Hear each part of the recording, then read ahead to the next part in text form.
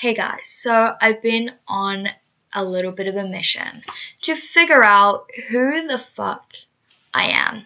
This is how to know yourself a little better. And I'm not talking about anything style-wise, although that's a really good way to present your personality in the way you dress or your makeup. But who are you personally? You need to know yourself a bit better. Okay, I see a lot of people not knowing who they are on social media because they see a lot of people on social media be the exact same. No one has personalities anymore, which is what other people are saying. Okay, this is not just me. I have heard many people say no one has personalities anymore. No one can act funny on TV, so unfiltered, basically. No one can act like that. Have you seen this one actor? I'll put her on the screen, but she used to be so funny. She used to laugh all the time, and now I don't know.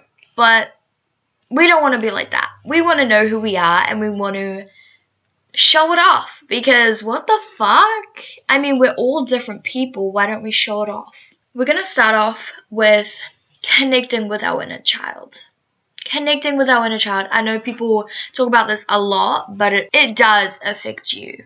Okay, your inner child, your childhood, okay, your feelings are still in you. The people who you hung out with represent who you are today. Not represent, no, that's the wrong word. Has built you up to the person you are today, basically. So what I want you to do is journal. Okay, this might sound, oh, cute aesthetic journaling. No, be as crazy as you need, okay? Write these journal prompts down, and be as honest. Be so honest with yourself. This is gonna help you so much. I think I could do better with some of these journal prompts, but these are still pretty good. A journal prompt I did was feelings I felt as a child. What's your first memory? Okay, what are your first few memories? You know how you felt looking or like replaying this memory in your head, okay? It doesn't matter if it's completely accurate or not. I wrote down everything that I felt from then all the way to the most recent feeling you felt. It's really good to understand yourself and your child within you, making sure your inner child is understood. What hobbies did she do? What sports did you do? Who did you hang around with? What scents did you smell? What did you see? What big events do you remember happening when you were really young, but you're not sure if they're completely accurate? Well, it's okay if they're not completely accurate. This is what you remember. When you're trying to get to know someone else, do you hang out with them? Do you ask them questions? Do things with them? Do you get food with them? Do you, I don't know, go to a cinema with them? Do you get dinner with them?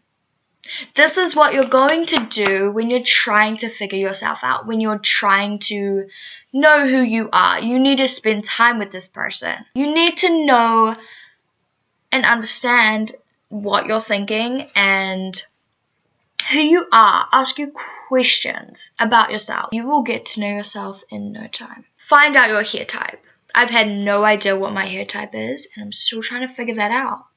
But finding out your hair type can, I don't know, make you feel like yourself again. I associate a lot of people with their hair type. Okay, this girl with curly hair, this girl with pin straight hair, okay?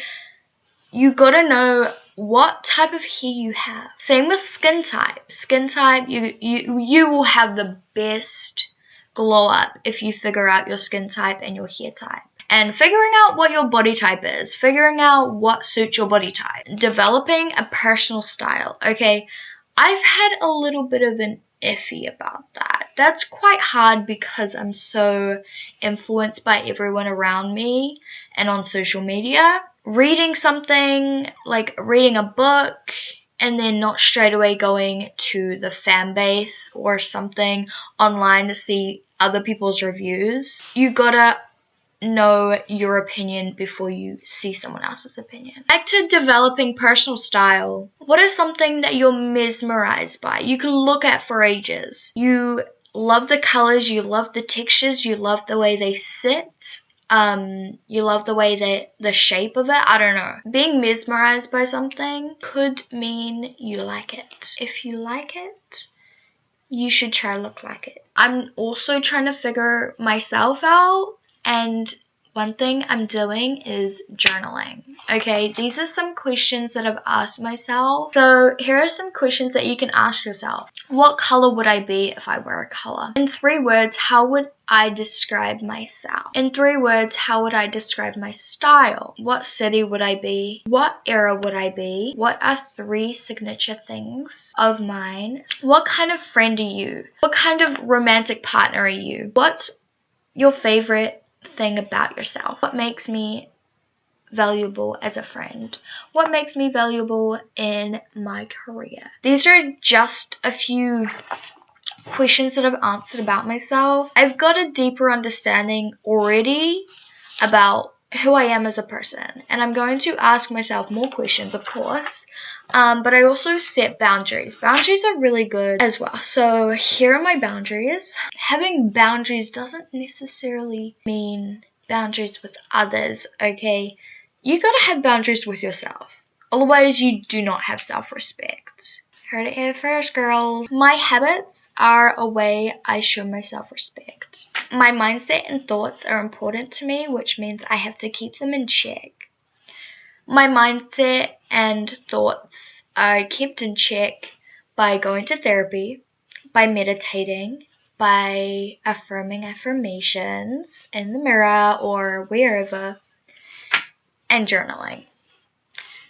That's where I do it. But also I catch myself in the moment thinking, maybe saying something bad about myself, and then I'm like, well, that's not respectful. Would you say that to someone else? Of course not. That would be mean. Why are you saying it to yourself? My space is a representation of who I am as a person. During my deep depression modes, okay, I do not clean my room.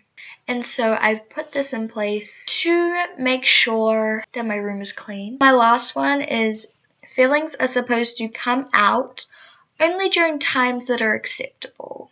I have people around me who like to say stuff or let their feelings out at the wrong time, and it truly is stressful.